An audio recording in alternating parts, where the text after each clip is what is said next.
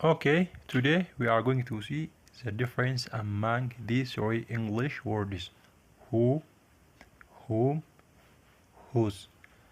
Afaan Oromootiin who jechuun eenyu, eenyu.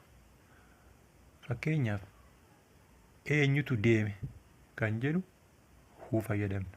eenyutu deeme በአማርኛ who ማለት ማን ማለት ነው። ማን ለምሳሌ ማን ነው የሄደው? ማን ነው የሄደው?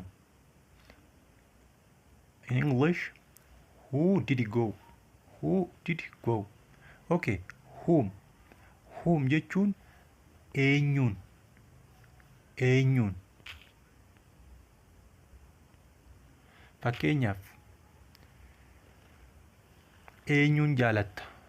eenyuun jaalatta kan jedhu whomiin fayyadamta። በአማርኛ whom ማለት ማንን ማንን የሚለው ነው የሚሆነው። ለምሳሌ ማንን ነው የምትወደው? ማንን ነው የምትወደው? whom do you love? whom do you love? okay, whose. whose jechuun kan eenyuti፣ kan eenyuti። በአማርኛ whose ማለት የማን ነው፣ የማን ነው። in English, whose is this? whose is this?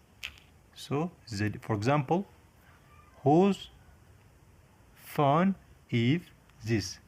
whose phone is this?